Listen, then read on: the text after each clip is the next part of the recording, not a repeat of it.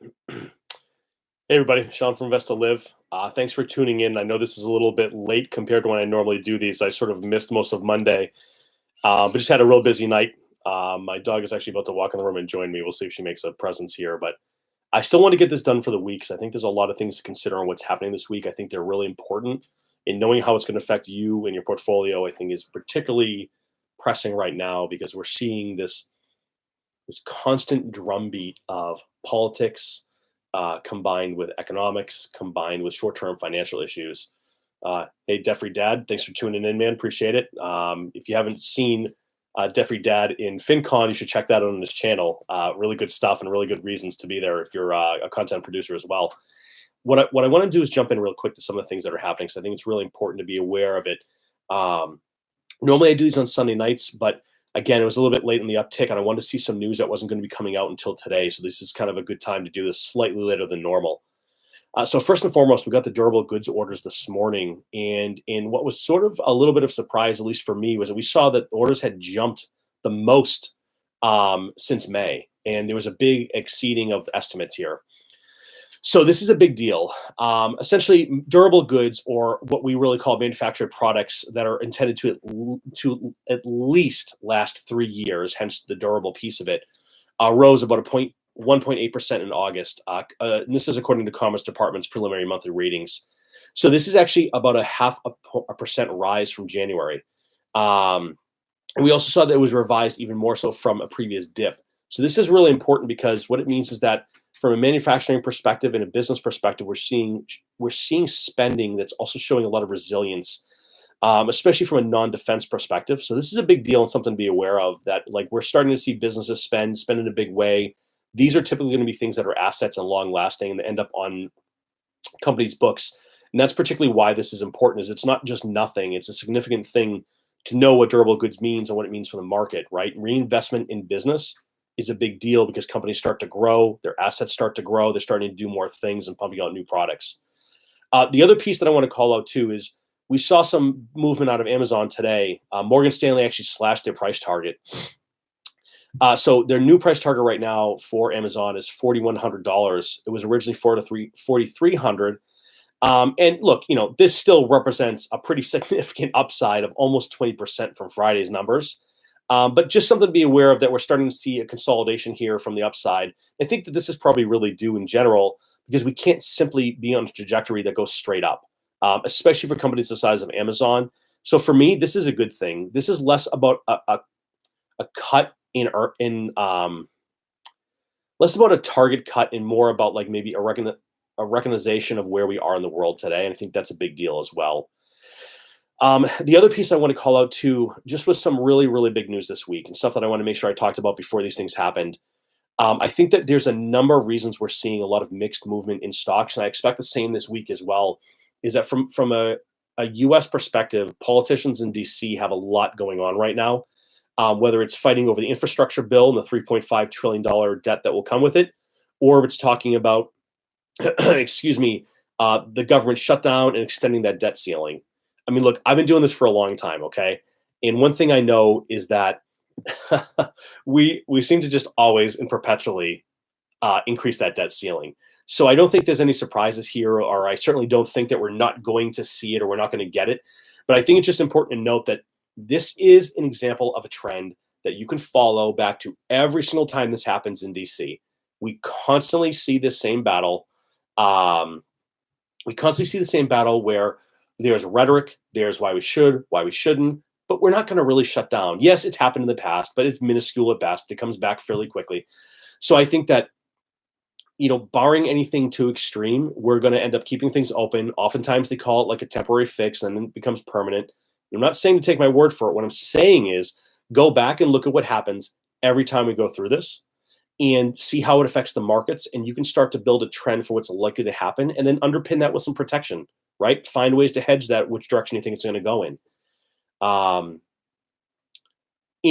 Again, from Debt Free Dad, almost the most ironic comment ever based on your name, but what he's saying is, raise the debt ceiling. And I think the reality is that they're probably going to, because the truth is where we are right now from an economic perspective in the US, and I think this probably is representative of most of the globe right now, is we're funding a lot of things on debt.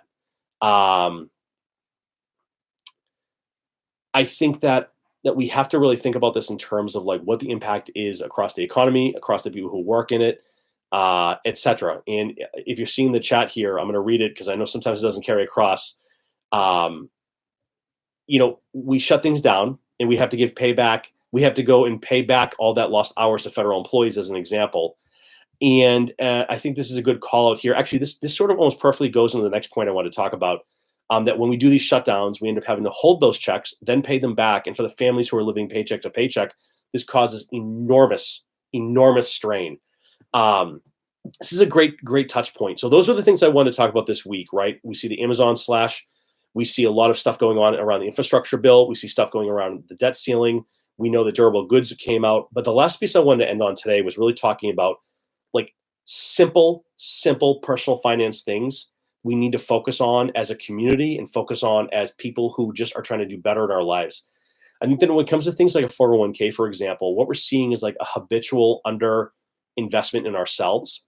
I saw a report earlier today, and it was a couple years old, so I don't have the newest numbers, but something that only like 12 to 14% of people are fully funding or maxing out their 401ks. Even if that number is slightly higher, let's just say it is, that's abysmal. This is your retirement. This is your future. And I want to be very, very clear here. If you're paycheck to paycheck and you don't have a large income or you just have a lot of debt, I am absolutely not putting any heat on you or saying that you should be going crazy and not eating to do this. But I do think there's a big consideration to be had that for every year that you're not maxing that out, you're giving up a lot of really big, really long-term goals here and the ability to really see that money really build upon itself over time. Not just the immediate taxable benefits of having that taken out pre-tax. So from an earnings perspective, what that means is, if you make 50K a year, I know I'm going to use just maybe these numbers are too extreme in this case, but if you make 50K a year and you max out your 401k at the 19,500, assuming you're under the age limit, uh, you know, that reduces your taxable income by that 19,500. That's a huge, huge savings from taxes. Now, I know that as you climb those income levels, it gets easier to max that out. I absolutely know that and understand it completely. There's no false sense of reality here. What I would say, though, is any way you can to focus on that long-term savings. The growth comes from time, not from immediate rate. And the more you can save over the long term, the less you're going to need later on anyways, because you're getting used to living on less and less. And it was one of those numbers when I saw that earlier today where I was so shocked to see it. I actually sent out a note internally where I work to everyone who's been recently hired or on the younger side and even the older side as well. And I said, hey, check out this data. Are you doing everything you can to really max out and save? I got a really interesting piece of feedback from one of the gentlemen I work with. And he said, he had been talking to a financial advisor and he told him to put less away for retirement because he didn't want to have the money locked up for all these years. I was like blown away. And I said, well, I'll tell you what you need to do. You need to have that financial advisor show you their portfolio and how they're doing things and make sure that that advice that they're giving, they're living their own life on and show what kind of returns they've had. Because overall, in a long market over a long period of time, and albeit nothing's ever guaranteed, what we tend to see is the markets do go up. This is inflationary pressure. This is asset-based increases. This is why we don't want to be in cash. But it's not just that compound effect over time. It's the immediate tax impact. It's the matching if your employer does that as well. So I don't want to harp on this too long, but I think that there's sometimes really, really simple things we can do to transform our lives. And I'm going to expand upon this in the future in another video, but I want to say this again. Oftentimes we're missing the mark for the easiest ways to get ourselves into a position of financial security and then really truly financial gain. And some of them are taking advantage of the things that reduce our taxes, put our money away for retirement and give us a long-term period to really grow that money. And if your employer doesn't match, ask them why not. I think you have every right in the world to go and say, hey, have you considered matching a small amount even? It doesn't have to be all of it. We look at where we are today from an economic perspective with what's coming down the week. And I think that there's definitely something to be said about understanding how this impacts you and understanding how it's historically been handled and understanding the trends that have come post these events. Just to pinpoint one more thing, and then I'll call it a day here.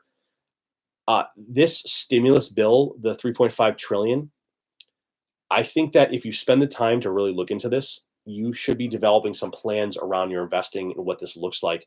Who will get gains out of this? Is it going to be construction? Is it going to be something beyond that, right? Like, understand this 3.5 trillion, where is it being spent? What industries, what sectors, what specific companies are likely to win? Is it aerospace and defense? Is it truly infrastructure like engineers and bridge building and new roads? Who does most of that work at a national level? Like, really try to figure that out and see who stands to gain, because that's a lot of money pumping into the system, assuming it ultimately gets through. The other thing I would really push on as well, as sort of a non-direct but really important piece of this, is if the rhetoric coming out of Washington is that we're going to pay for this with new taxes for the wealthy, and you can define that however you want, and you can take any view you want politically on that. It's not important from my perspective. Just Google or search or look for or ask and figure out what that looks like. How do we effectively tax 3.5 trillion out of a population? That's a lot. That's not simply raising taxes. That's eviscerating taxes. I mean, that's really having to go deep. And I think that over time there can be consequences from this that are unforeseen. It can be pushed down where maybe we're calling it 400K is the number now, but over time, is that 350, 300? Is that less subsidized income for those sort of in the lower income realms? But more extensively, is what does this mean for that specific industry, the wealth industry, the personal finance industry? I look at, like, the Morgan Stanleys, the Goldman Sachs, the JP Morgans, et cetera.